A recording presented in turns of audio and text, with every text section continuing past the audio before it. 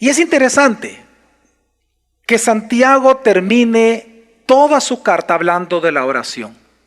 Claro, estaban en sufrimiento, estaban sufriendo muchísimo, de diferentes formas. Algunos ya habían perdido hermanos, otros estaban enfermos, otros estaban angustiados, pero estaban muy llenos de problemas. Y por eso él viene ahora a consolar, pero también viene a dar indicaciones del poder de la oración. De hecho, esto es algo que en la historia la iglesia ha predicado con mucho ánimo y esta mañana queremos hacerlo. El gran predicador del siglo IV, apodado el Boca de Oro, una de las personas más elocuentes que ha tenido el planeta Tierra. Si algunos admiran a Spurgeon, usted tendría que admirar a Juan Crisóstomo, el Boca de Oro. Un hombre que predicó muchísimo, que al día de hoy pues, nosotros podemos leer sus predicaciones. Juan Crisóstomo en una ocasión predicando acerca del poder de la oración, citando momentos específicos de la Escritura, él dice lo siguiente, él proclamó y exclamó: el poder de la oración ha sometido a la fuerza del fuego, ha calmado la rabia de los leones, ha silenciado la anarquía para que haya descanso, ha extinguido guerras, ha apaciguado a los elementos de la tierra, ha expulsado a los demonios, ha hecho estallar las cadenas de muerte, ha expandido el destino del cielo, ha cesado enfermedades, ha disipado los fraudes, ha rescatado las ciudades de la destrucción. La oración detuvo al sol en su curso y detuvo el progreso del rayo.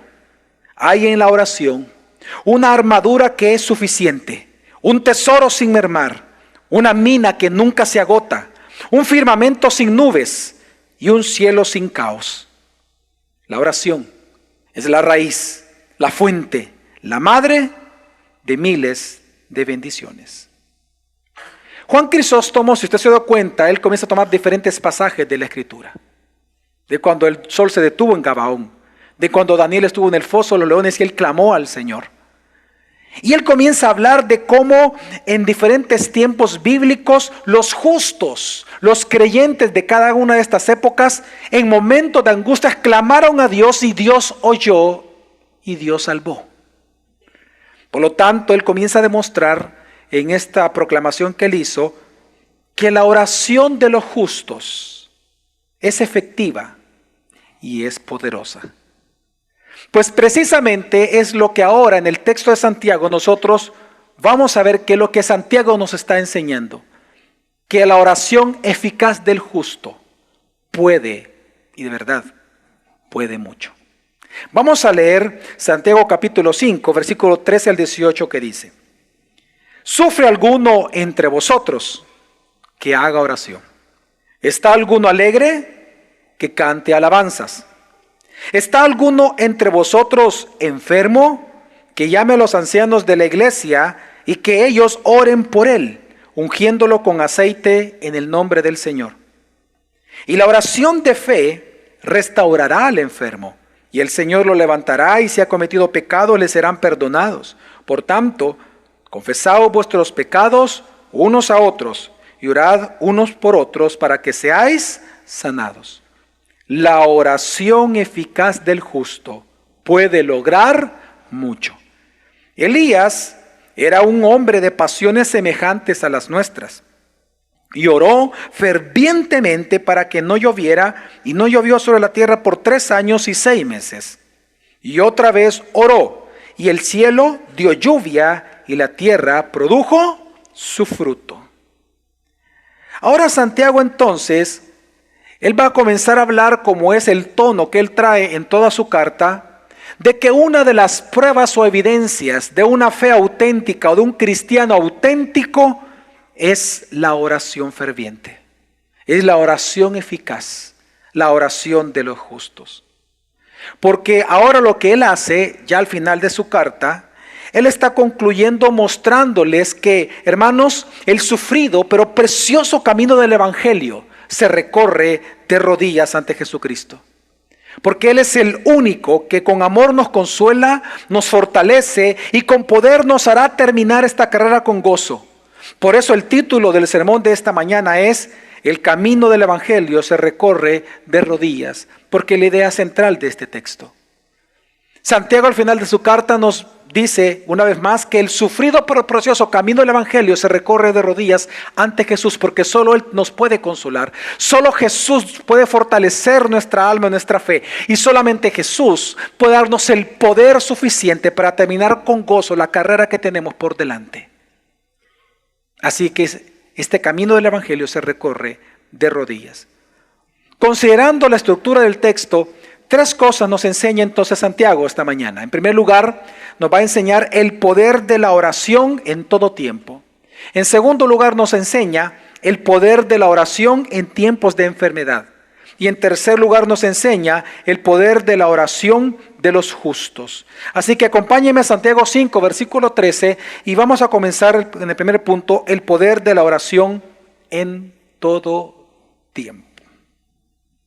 Dice así el versículo 13: ¿sufre alguno entre vosotros? Que haga oración. ¿Está alguno alegre? Que cante alabanzas.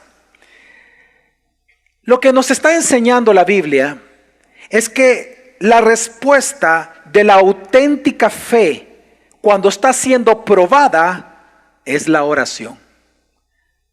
La respuesta del auténtico cristiano cuando su fe está siendo probado no es la duda, no es la rebeldía a Dios, no es ni siquiera la venganza contra nuestros enemigos, sino que la respuesta auténtica de un cristiano auténtico cuando su fe auténtica está siendo probada es la oración. Por eso Santiago hace dos preguntas. La primera de ellas dice: ¿sufre alguno? Entonces, ore. ¿Estás sufriendo, hermano? Ora. Y aquí la palabra sufrimiento es interesante, porque aquí la palabra sufrimiento en este versículo 13 no está hablando de enfermedades. La palabra sufrimiento aquí en griego que está ocupando Santiago significa sufrir por una desgracia o por el maltrato de otras personas contra ti. Está hablando de un sufrimiento por causas externas. Así que la pregunta de Santiago es bien fuerte. ¿Estás angustiado? ¿Estás atribulado? Ora. Ora, hermano. Clama a tu Señor. Es lo que Santiago nos está enseñando. Pero ¿por qué clamar al Señor? ¿En qué nos basamos nosotros para saber que esa oración tiene poder? ¿O en qué se basa el poder de la oración de los justos? Y es que nosotros los cristianos oramos porque si algo nosotros sabemos es que el Dios Redentor nuestro, como dice Pablo, es un Dios de consuelo. Amén. Y porque nosotros sabemos que es un Dios de consuelo que nos oye, nosotros podemos orar a Él. Y sabemos que Él nos oye y sabemos que es de consuelo, tal como lo dice el Salmo 86, versículo 5 y 6, cuando dice: pues tú, Señor, dice el salmista, eres bueno y perdonador, abundante en misericordia para con todos los que te invocan, para con todos los que te oran. Por lo tanto, en la confianza esa viene el salmista y dice: escucha, oh Señor, mi oración y atiende la voz de mis súplicas. La Biblia nos está enseñando, hermanos, que el poder de tu oración y el poder de mi oración descansa en el Dios misericordioso que nos oye en todo tiempo. Mira a Buda.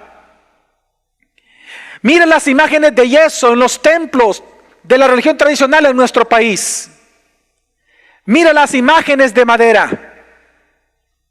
Tienen ojos, pero no ven. Tienen oídos, pero no oyen. Pero no así nuestro Dios Redentor y Salvador Jesucristo, Que Él no solamente te ve cada día a ti en angustia, no solamente ve en ti tu humillación cuando te postras a orar, sino que Él te oye. Y el oírte, Él escucha tus súplicas, porque Él es un Dios de todo consuelo. Él es el Dios verdadero, un Dios que ve y un Dios que oye.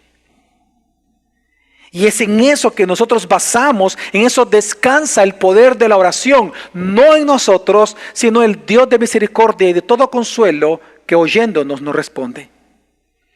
Por eso el Salmo 91 nos enseña que esta respuesta de Dios ante la oración de sus hijos es una promesa, es parte de la promesa del pacto. En el antiguo pacto nosotros vemos que Dios prometió eso y esta promesa se extiende al nuevo pacto, de que cada vez que un hijo ora a Dios, Él lo va a escuchar y Él lo va a atender, porque es nuestro Padre. Por ejemplo, el Salmo 91 dice, aquí está hablando Dios y dice, porque ha conocido mi nombre, me invocará y le responderé. Yo estaré con él en la angustia. Lo rescataré y lo honraré y le haré ver mi salvación. Es parte de la promesa de Dios para quienes lo conocen a Él. Y eso es lo que nos da confianza a orar cada día. No importa cuán grave ha sido incluso tu propio pecado. Es parte de la promesa de Dios que el día que un hijo le ore, Él lo va a escuchar porque es su hijo y porque te ama a ti. Y es en esta confianza entonces que todos los creyentes podemos orar. Veamos la confianza del salmista en el Salmo 18, versículo 4 al 6, cuando el salmista dice, los lazos de la muerte me cercaron y los torrentes de iniquidad me atemorizaron. Los lazos del Seol, es decir, de la muerte, me rodearon. Las redes de la muerte surgieron ante mí. En mi angustia, invoqué al Señor y clamé a mi Dios. Desde su templo oyó mi voz y mi clamor delante de Él llegó a sus oídos. Ahora, ¿por qué el salmista, en tiempos en donde él vio de cara a la muerte, ¿por qué él fue capaz de invocar en ese momento a Dios? Claro, leímos el versículo 4 al 6. Esta confianza solo lo produce algo, el conocimiento de Dios. Porque lo que acabamos de leer, versículo 4 al 6, pero él ya había dicho acerca de Dios del versículo 1 al versículo 2, él dijo lo siguiente en el mismo salmo, él comienza diciendo, yo te amo, Señor, fortaleza mía. El Señor es mi roca, mi baluarte y mi libertador. Mi Dios, mi roca en quien me refugio. Mi escudo y el cuerno de mi salvación. Mi altura inexpugnable. La Biblia nos enseña que el fervor de la oración de los justos está completamente asociado al nivel de conocimiento que tenga el justo acerca de Dios. Entre más tú conozcas a Dios, quien es a través de la Escritura, más confianza y más profunda es tu oración a Él. Entre menos tú conozcas a Dios, más desinteresado vas a estar de orar por Él. Te voy a explicar qué pasa. Cuando un creyente no ora, es porque no confía en Dios. Y no confía en Dios porque no lo conoce. Ponte a pensar en tu hijo. ¿Quiénes son los hijos que más se acercan a los padres a contarles sus sufrimientos secretos? Solo aquellos hijos que confían en papá y mamá. ¿Y quiénes son ellos? Aquellos que conocen a papá y a mamá. Conocen que papá puede ser un papá firme, pero que lo puede escuchar y consolar. Sabe que le va a dar buenos consejos y por eso lo busca. Si tú eres una persona de poca oración, es porque tú conoces poco a Dios. Por eso es poca piedad en tu vida. Y hay poco conocimiento de Dios porque tú no estudias la palabra de Dios, que es donde podemos conocerlo a Él. Así que, ¿qué es lo que está enseñando aquí? Santiago está enseñando precisamente el poder de la oración en todo tiempo, en donde lo que él está haciendo Es enseñando que cuando tú en dolor buscas a Dios, Él con gozo te va a escuchar y lo que va a producir en tu corazón también es consuelo, pero también gozo en tu corazón. Y por eso entonces Él ahora pone lo siguiente del sufrimiento, porque Él dice, hace una pregunta, si alguno está sufriendo, ¿qué dice? Ore. Pero luego Él pregunta, ¿cuál es la segunda pregunta que le hace? Si alguno está alegre, ¿qué tiene que hacer? Cante alabanzas. ¿Por qué es esto? Claro, porque después de que tú oras a Dios en sufrimiento y comienzas a desahogarte con Él, en tu corazón comienza a surgir un gozo inexplicable. Aquella paz que sobrepasa todo entendimiento comienza a producirse en ti. El problema no se ha resuelto. Ahí está presente el problema. Ahí está la angustia. Pero entonces se produce gozo en tu corazón, a pesar del dolor. Gozo en medio del problema, gozo en medio de la prueba. Y es precisamente a eso que se refiere Santiago, y por eso él pregunta, ¿está alguno alegre? ¿Qué tiene que hacer el alegre? Que cante alabanzas. Digo esto porque aquí la palabra alegre que está ocupando Santiago, en griego no se refiere a estar feliz porque no está sufriendo, sino que la palabra que lo ocupa para alegría es aquella palabra que se refiere al contentamiento que hay cuando una persona orando es consolado por Dios, por cuanto se confía plenamente en que Él va a obrar tarde o temprano para nosotros. Es ese contentamiento que surge en el corazón de una persona que se desahoga en Dios porque confía en Él y recibe el consuelo de Dios, a lo que se refiere la palabra aquí, alegre. En otras palabras, se refiere al gozo a pesar del dolor. Así que Santiago está preguntando, ¿está alguno alegre en medio del sufrimiento? Entonces canta alabanza. Un gran ejemplo de esto es cuando usted recordará en la historia de Hechos de los Apóstoles que Pablo y Silas fueron llevados, recuerda usted, a las mazmorras, a la cárcel, ¿se acuerdan? Y dice la Biblia que fueron pero puestos hasta lo último. Y estando allí, ¿qué hicieron ellos? ¿Acaso ellos maldijeron a Dios? Quisieron matar, le dijeron al soldado, maldito, cuando salgan aquí te mato. ¿Amenazaron al enemigo? No. ¿Qué hicieron ellos? Bueno, asumimos que oraron primero y se llenaron de gozo. Y en medio de las cadenas, ¿qué hicieron? Cantaron alabanzas. ¿Y qué fue lo que sucedió? Un gran terremoto hubo en ese lugar y todas las cadenas se rompieron, que es lo que Juan Crisóstomo en la parte que leí se refería en su proclamación.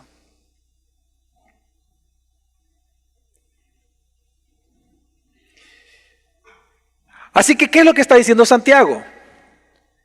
Si estás en angustia, ora. Pero si experimentas gozo en medio del sufrimiento, canta alabanzas. En otras palabras, en todo tiempo, ora a tu Señor. Y esto lo vemos nosotros en la vida también de Jonás. Recuerde que Santiago está diciendo que la oración del justo es prueba de una autenticidad cristiana. Jonás, por ejemplo, en el capítulo 2, recuerden ustedes cuando el gran pez lo traga, usted sabe lo que él hizo adentro del pez. Él oró, pero no solo oró. Veamos lo que él hizo también dentro del pez. Dice, me hundí en el mar hasta donde comienzan las montañas. Bajé al mundo de los muertos. Pero tú, Señor Dios mío, me sacaste vivo de la fosa. Al sentir que se me iba la vida, me acordé del Señor y mi oración llegó hasta ti en tu santo templo. Los que adoran ídolos inútiles han dejado tu fiel amor. Yo con gratitud, y aquí dice otra palabra que él hizo, ¿de qué? Te alabaré. ¿Qué él hizo entonces también? Él cantó. Claro que él cantó. ¿Qué hizo Jesús en la última cena, un día antes de su muerte? Él cantó el Jalel. Él cantó con sus discípulos. Porque en medio del dolor, recuerde que él lloró y sudó gotas de sangre, pero en medio del dolor, él cantó a su Padre. El poder de la oración en todos tiempos es prueba de una auténtica fe. Pero entonces ahora Santiago va a presentar una segunda. Y ahora va a hablar del poder de la oración, ahora sí, en tiempos de enfermedad. Y hoy se dedica a hablar de los que están enfermos. Dice el versículo 14 al 16, parte primera, dice: ¿está alguno entre vosotros enfermo? Que llame a los ancianos de la iglesia y que ellos oren por él, ungiéndolo con aceite en el nombre del Señor. Y la oración de fe restaurará al enfermo, y el Señor lo levantará, y si ha cometido pecado le serán perdonados. Por tanto, confesaos vuestros pecados unos a otros y orad unos a otros para que seáis sanados. Aquí quiero hacer una aclaración. Cuando él comienza a hablar, ¿está alguno entre vosotros enfermo? En este versículo 14, la palabra enfermo, en griego no significa necesariamente enfermedad. Lo digo porque esta es una palabra que ha dado discusión, este versículo 14, en los últimos años. Porque tienen razón. Cuando nosotros vemos la gramática, nosotros vemos que la palabra tiene varios significados en el Nuevo Testamento. Y quizás el principal significado de esta palabra, que aquí se traduce como enfermo, es la palabra debilidad o impotencia por cualquier cosa. Por ejemplo, el apóstol Pablo, él dice que cuando él le pidió a Dios que le quitara el aguijón, ¿se acuerdan ustedes? Esa palabra que él ocupa, aguijón, es la misma palabra enfermedad que usted tiene ahorita ahí en el versículo 14. Es la misma palabra. Allá se traduce como aguijón, aquí se traduce como enfermedad. Entonces, algunos viendo eso, más que todos los cesacionistas radicales, ellos ahora afirman de que por lo tanto este versículo 14 al 16 no está hablando de enfermedades reales, sino que está hablando de la impotencia o de la debilidad del alma que tienen aquellos por cuanto han pecado y tienen cargando pecados en sus vidas. Sin embargo, cuando uno, además de la gramática, comienza a considerar el contexto histórico, literario, lingüístico, gramatical y teológico del texto, inequívoca e irrefutablemente, este texto se refiere a enfermedades físicas. Así que ahora, entendiendo eso, vamos a leerlo correctamente. Ahora Santiago sí está hablando de personas que están enfermas, de personas que sufren graves enfermedades. Y entonces él dice que cuando alguien está enfermo, 3 cosas se deben de hacer. Primero, dice que el enfermo, ¿qué tiene que hacer el enfermo? ¿Llamar a quién? A los ancianos. ¿Sabe que la palabra aquí llamar que ocupa Santiago es la palabra convocar? Él está diciendo, si alguien está enfermo, convoca a los ancianos de tu iglesia local y pide a ellos que oren por ti. Ahora, quiero recalcar esto, hermano. Esto es impresionante para mí, porque no vamos a negar que Dios está delegando la responsabilidad de llamar a los ancianos al que está enfermo. Y esto tiene mucho sentido, porque ¿quién está siendo probado? ¿El enfermo o los ancianos en su fe? ¿Quién está siendo probado? Los enfermos. Entonces, parte de su prueba de fe es el llamar a los ancianos para que oren por él. Lo digo porque lamentablemente muchos cuando están enfermos se vuelven un poco orgullosos. Claro, es una prueba de fe, pero la están desaprobando, porque en su orgullo ellos no dicen nada, porque ellos solo quieren sufrir su pena. No, estás enfermo de verdad, duramente enfermo, estás en peligro. Llama a los ancianos de tu iglesia para que oren por ti.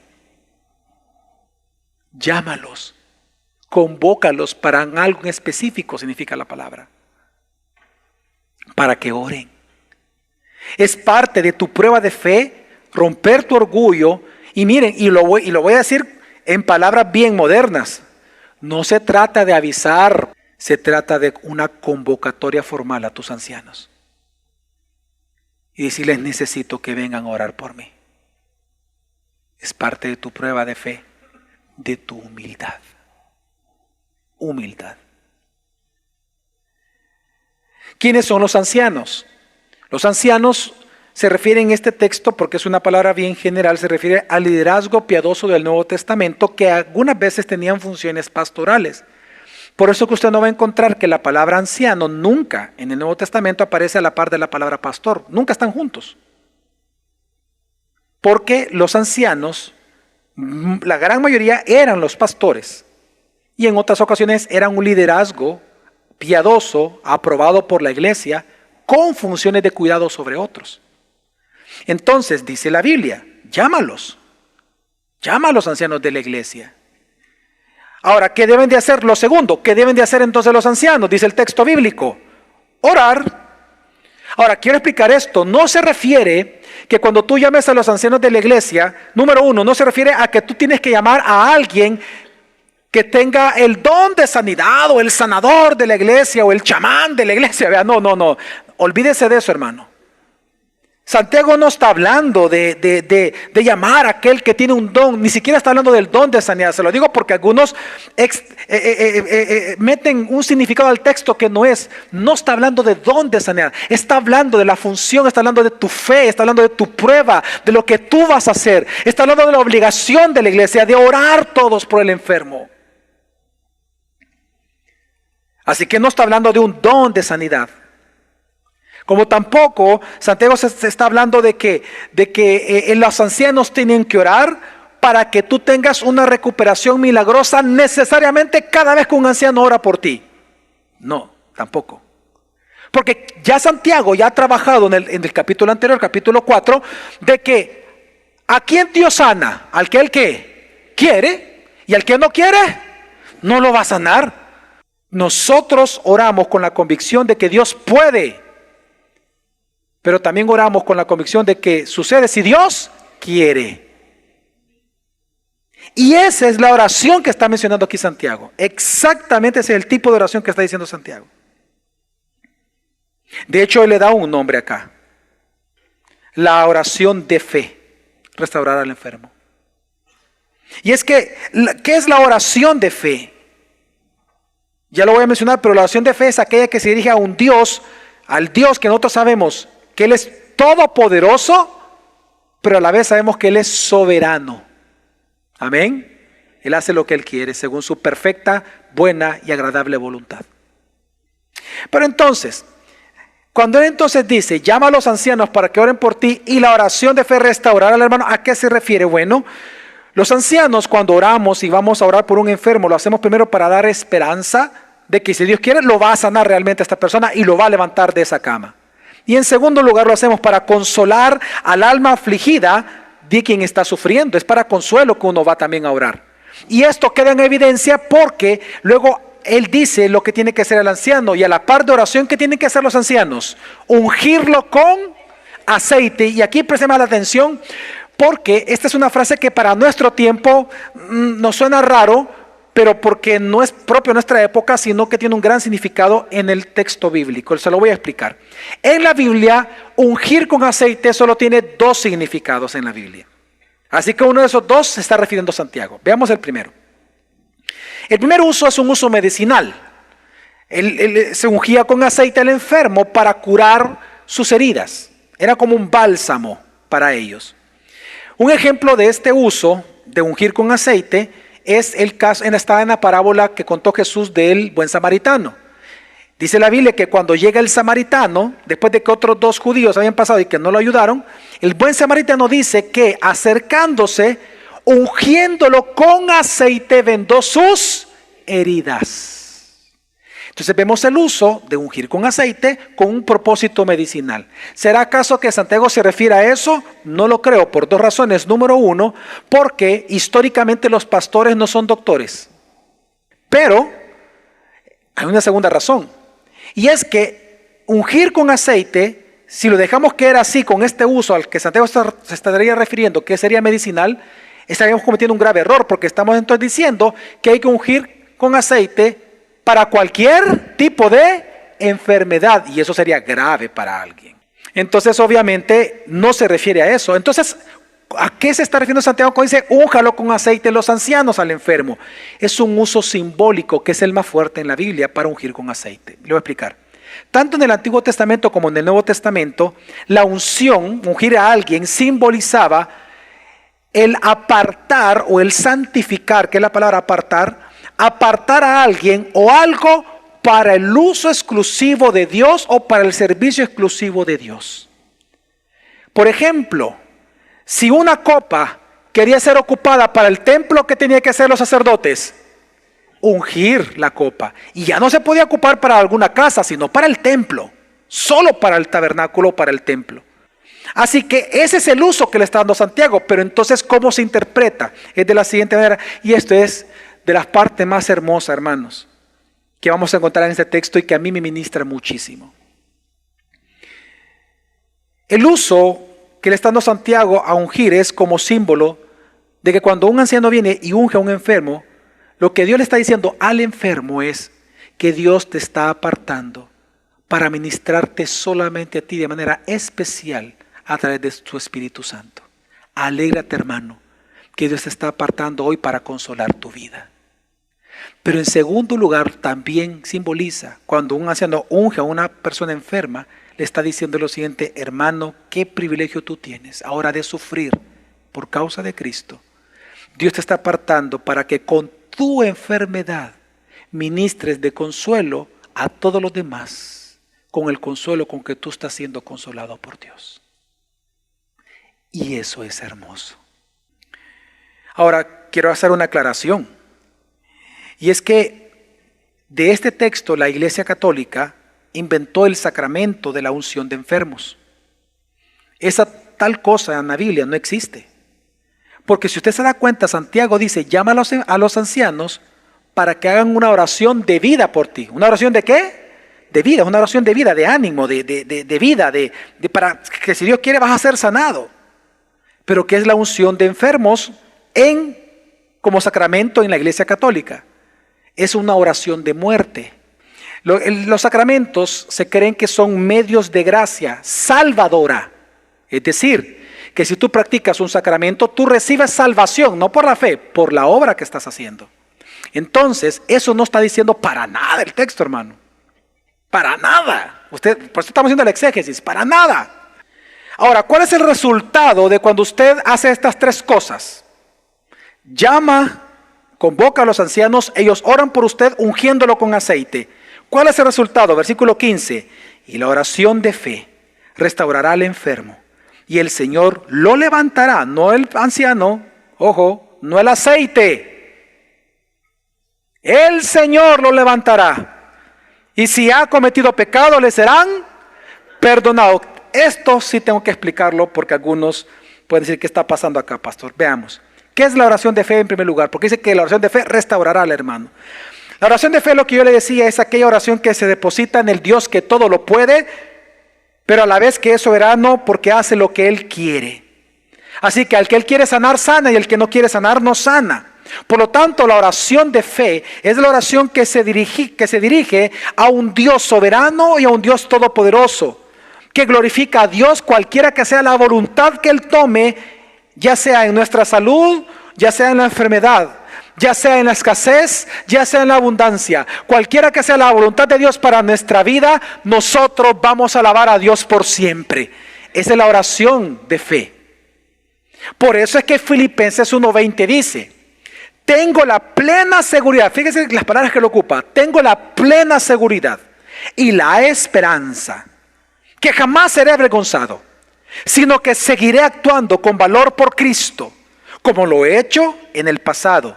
Y confío en que mi vida dará honor a Cristo, sea que yo viva o sea que yo muera. Dios va a ser entonces, hermanos, glorificado. Esa es la oración de fe que está mencionando Santiago. Una oración depositada en un Dios todopoderoso que puede levantarte y sanarte milagrosamente cuando Él quiera, pero un Dios soberano que Él va a hacer eso solo si Él quiere, y cuando Él quiera, y de la manera como Él lo quiera. Entonces, es una oración, hermanos, que cree que Dios sí tiene el poder de levantar. Y es una oración en donde nosotros sí le pedimos a Dios que lo levante a usted de la cama, que Dios lo restaure, ya sea por medicamentos médicos o ya sea por sanidades milagrosas, pero que Dios lo levante. Miren, esta palabra levantar que ocupa aquí Santiago es especial. En primer lugar, ya no solamente en el versículo ya 15, ya sí menciona la palabra enfermedad como tal, sino que la palabra levantar es la misma palabra que Jesús ocupó para obrar sanidades físicas. Jesús ocupó esta palabra levántate Cada vez que él obró sanidades milagrosas. Al paralítico le dijo, levántate. También se lo dijo al hombre de la mano seca. Se lo dijo a la hija de Jairo, levántate. A la viuda del hijo de Naín, a Bartimeo el ciego. A Lázaro también le dijo esa palabra, levántate. Por lo tanto, si aquí dice la Biblia que la oración de fe restaurará al enfermo y lo levantará, hermano, usted tiene que confiar en Dios, que si Él dice que Él lo puede levantar, confíe que Él lo puede levantar. Amén, hermano. Y así usted tiene que orar a Dios y dígale, Señor, sáname. Dame una oportunidad más de glorificarte. Sáname, Señor, levántame. Hágalo. La oración eficaz del justo puede mucho. Ahora, también la oración de fe tiene un elemento que hoy en día pocos lo conocen. Y la oración de fe tiene el elemento de la humillación hasta tal grado del que está enfermo. Es tal la humillación del que está enfermo que hasta va a confesar pecados que probablemente le están ocasionando la enfermedad que tiene en ese momento. Y se lo voy a explicar de esta manera, porque aquí lo dice. Por tanto, confesaos vuestros pecados unos a otros y orad unos por otros para que seáis sanados. Hermanos, quiero explicarle esto.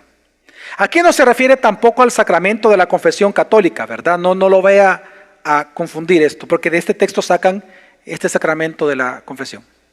Lo que está enseñando, ¿qué es la confesión? Empecemos por ahí. Confesar algo en griego significa ponerse de acuerdo. Cuando tú confiesas a Dios tus pecados, tú estás poniendo de acuerdo con Dios. Que lo que Él dice que es pecado y tú lo estás haciendo, tú te pones de acuerdo con Él, de que tú aceptas que entonces Él siempre tiene la razón, que Él es Dios, que Él es santo y por lo tanto lo que tú estás haciendo es pecaminoso. Te pones de acuerdo con Dios. Cuando Santiago dice que tú tienes que llamar al anciano y él va, ora por ti, es no solamente oración, sino que él comienza a hablar contigo. Y en ese hablar él tiene que indagar. ¿Por qué? Porque no sabemos si la enfermedad que tiene el hermano o la hermana es producto de algún pecado que está practicando y no lo quiere reconocer. Que ha estado en oculto y no lo ha querido confesar a Dios. A Dios. Mire, le voy a aclarar este punto que creo que es importante. Hermanos, nosotros lo sabemos en la Biblia, que no toda enfermedad es producto del pecado, lo sabemos. Un ejemplo, Jesús le preguntaron por el ciego de nacimiento, ¿quién ha pecado para que él esté ciego? ¿Su papá le preguntaron a Jesús o él? ¿Y qué fue la respuesta de Jesús? Ninguno. Sino que para que Dios sea glorificado, él nació así, ciego de nacimiento. ¿Ok? No toda enfermedad que una persona sufre es producto de su pecado. Amén. Pero también vemos en la Biblia que no todo pecado que uno comete produce enfermedades. Pero en la Biblia también existen enfermedades que sí son producto de pecados. ¿Se acuerdan ustedes cuando Jesús sanó al paralítico, al que le dije? Toma tu lecho y anda. Dice la Escritura, 2 versículos después, que Jesús se lo encuentra y le dice lo siguiente: has sido sanado, le dice. Vete y no peques más, no vaya a ser que te ocurra algo peor. Jesús está diciendo que lo que él estaba sufriendo era producto de su pecado.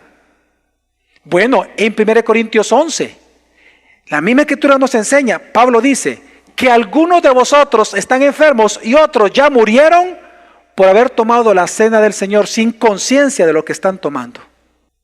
Así que quiero que entiendas que entonces estamos hablando de otro tema. Ya no es una prueba de fe únicamente, es una disciplina de Dios, esa enfermedad. Entonces, ¿qué está diciendo Dios? Cada vez que tú estés enfermo, hermano, hermana, que nos escuchas en Iglesia Gracia sobre Gracia, cada vez que tú estés enfermo, es saludable, sería saludable que tú te examines a ti mismo y le preguntes a Dios si hay algún pecado que tú has mantenido en lo oculto y que tú no quieres dejar, pero sabes que lo tienes que hacer. Te voy a dar un ejemplo. Dice la Escritura que Dios a Salomón Recordemos que Salomón fue el que construyó el templo, él dio varios de los proverbios, se le adjudica la autoría de Cantar de los Cantares, el hombre más sabio del mundo, el hombre más rico del mundo, alabó al Señor, etcétera, etcétera. ¿Qué pasó al final de sus vidas? Al final de la vida de él. Él se alejó de Dios y dice la Biblia de que él comenzó a adorar a Astarot,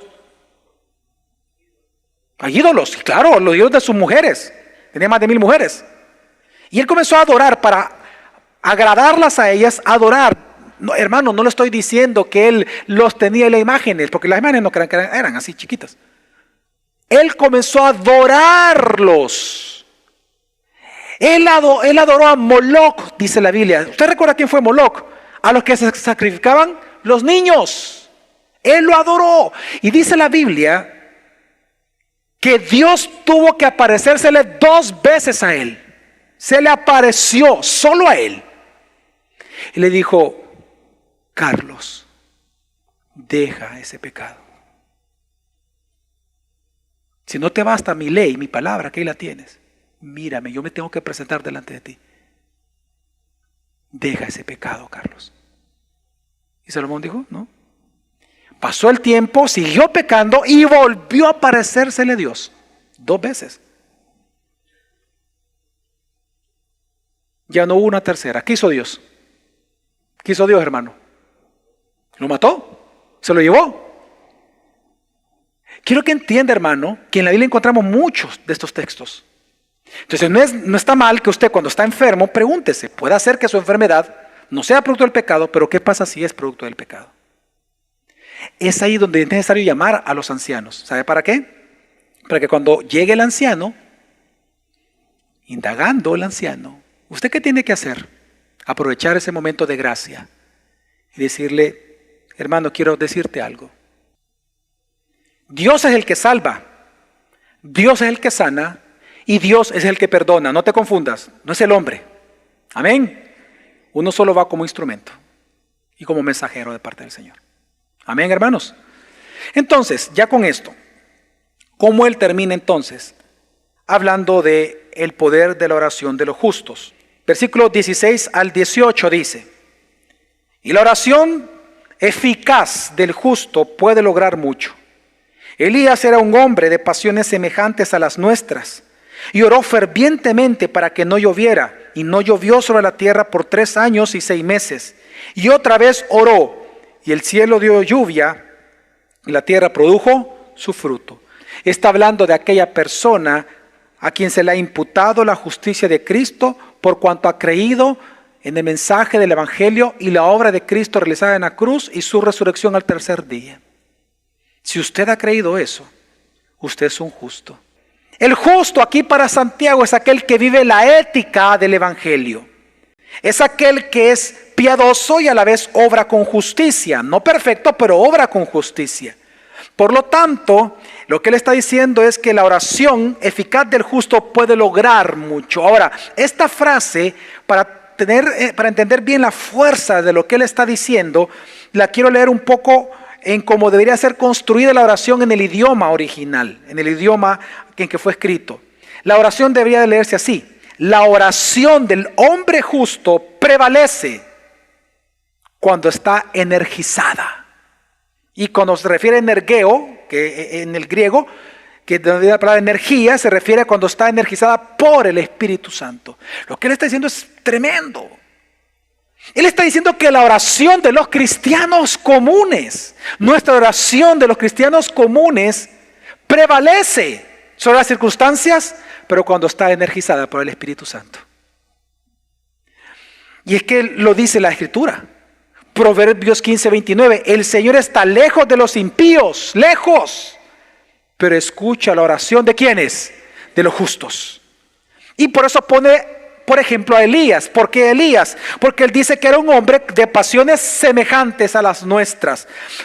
Aquí de pasiones no está hablando de lujuria, está hablando de debilidades humanas. Lo que está diciendo aquí Santiago es que Elías era un hombre con luchas y tentaciones como usted y yo las tenemos similares a nosotros, pero con un corazón puesto en Dios, a quien él oró fervientemente, dice. Pero para entender eso de fervientemente a qué se refiere Santiago, hay que recordar la historia. La historia de Elías, que él está citando de la sequía de 3 años y luego la oración y la lluvia, está en Primera de Reyes capítulo 17 y capítulo 18. Lo interesante, y se lo aviso desde ya, si usted es un lector y un estudioso de la Biblia, no se vaya a asustar. Con 2 puntos. ¿Cuáles puntos, pastor? Número 1, usted no va a encontrar en Primera de Reyes de que la sequía duró 3 años y 6 meses. Dice que duró 3 años nada más. Pastor, hay un error ahí, la Biblia se contradice. No, ya voy a explicar. Y también vemos que como que Elías no oró tan fervientemente. Porque cuando inicia la sequía, no vemos por ningún lado en el texto de Reyes que él oró. Si ora al final, porque dice que se postra, solo eso dice. No dice que oró, solo dice se postró. Entonces asumimos que pues se postró a orar, ¿verdad? Pero entonces, ¿a qué se refiere Santiago con esto? Claro, había una tradición entre el tiempo antes de la venida de Jesús y entre Malaquías y Mateos. Hay un texto ahí que Santiago lo está citando realmente, pero hay que explicar bíblicamente qué está pasando. Lo que sucede es que la palabra ferviente para nosotros en español es el problema. Para ellos, para los judíos que leyeron esto originalmente, no. Ellos entendieron a qué se refería Santiago. Cuando usted comienza el capítulo 17 a leerlo, se da cuenta que Santiago, él dice, antes de decir la noticia, antes de que Dios le hablara y le dijera, ve donde el rey y dile esto, que va a empezar la sequía, antes que Dios le diera esa orden, Santiago, Elías, mire qué atrevido lo que hizo. Viene Elías y dice, va a haber sequía por los próximos 3 años y va a haber por mi palabra, dice él. Él no dijo que por la palabra de Dios. ¿Por qué dijo? Por mi palabra. ¿Qué atrevido? A eso se refiere la oración ferviente. ¿Sabe qué estaba haciendo Elías? Dios ya le había hablado que iba a haber una qué. Entonces, como Dios ya habló, hay que creerle. Entonces podemos hablar de que va a suceder, sí o no. Así habló Elías, sin dudar. Pues le aviso, va a haber sequía. Es decir, que él, cuando dice que su oración ferviente, hubo antes una comunicación con Dios tan fuerte que él creyó y habló creyendo la palabra. ¿No hay entender, hermanos? Y luego al final, cuando él se postra, claramente es una postura de oración y él ora para que vuelva a llover. Pero entonces, ¿por qué Santiago, pastor, ocupa 3 años y 6 meses? ¿Por qué ocupa 3 años y medio? Porque está ocupando un lenguaje escatológico. 3 años y medio en la Biblia es de un gran significado ese dato. Lo que está diciendo Santiago es esto. En tiempos de gran tribulación, en tiempos de gran angustia, ora ferventemente a tu Dios.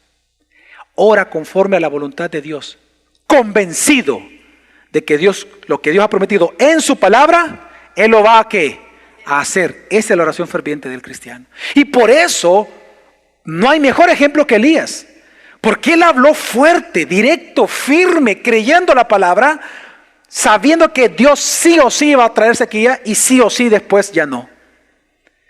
De igual manera, cuando tú estés enfermo, cuando estés en graves problemas, cuando estés en angustia, leyendo la palabra, hablando con un anciano, o orando solo en tu casa, confía que todo aquello que enseña la Biblia, Dios lo va a cumplir. Así que háblalo con libertad, ora a Dios con libertad. ¿Saben ustedes que es a esto a lo que Jesús se refirió cuando Él dijo en Juan 14, y todo lo que pidáis en mi nombre, yo lo haré, para que el Padre sea glorificado en el Hijo? Si me pedís algo en mi nombre, yo lo haré. Ahora, en mi nombre. ¿A qué se refiere esa frase en mi nombre? Se refiere a que después de cada vez que oremos hay que decir el cliché o la oración en el nombre de Jesús. Amén. Hay que decir eso siempre, pastor. Si no, la oración no tiene poder, pastor. ¿Se refiere a eso Jesús? No. En el nombre de Jesús se refiere a creer quién es Jesús. Tiene que ver con la fe. Pero ¿qué dijo Jesús en el versículo 10 del mismo texto? Porque aquí esto se lo dijo a la mujer samaritana. Juan 4:10, ¿qué le dijo? Respondió Jesús y le dijo a la samaritana: si tú conocieras el don de Dios y quién es el que te dice dame de beber, fíjense bien qué es lo que pasa. Tú le habrías pedido a él y él te hubiera dado todo lo que pidáis en mi nombre. Si tú supieras quién soy yo tan solo, me pedirías con esa confianza, porque sabes que soy todopoderoso, y me pedirías y yo lo haría. ¿Sabe que esto es hermoso? Porque Santiago está diciendo que esa es la oración ferviente. La oración ferviente es la oración cuando uno cree quién es Jesús realmente, y por eso yo puedo orar con tranquilidad delante de Él. Por eso yo puedo pedirle a Dios cuando estoy sufriendo persecución. Yo sí le oro como Jesús nos pidió que nos enseñó a orar también. Yo le he dicho al Señor, y no crea que muchas veces le he dicho a Dios: Señor, yo te pido, hazme justicia en contra de mis adversarios. Así dijo Jesús que oráramos. Así dijo, ¿o no se acuerda? Claro que sí lo dijo, una parábola, ¿no? De la mujer que insistió al juez injusto. Jesús dijo: así hará mi Padre Celestial con todo aquel que le pida por justicia. Pues yo le pido por justicia. Hazme justicia en contra de mis enemigos. Yo creo que Él va a hacerme justicia en contra de mis enemigos.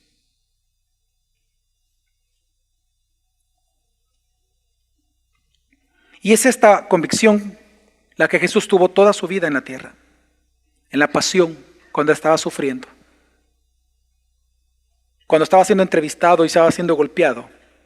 Él respondió a sus agresores y les dijo: ¿o pensáis que no puedo rogar a mi Padre y Él pondría a mi disposición ahora mismo más de 12 legiones de ángeles? Jesús sabía que Dios podía ¿qué? Hacerlo, porque conocía, o él no conocía, o sí conocía a su Padre. Claro, pero ¿cómo se cumplirían entonces las escrituras que dicen que así debe de suceder?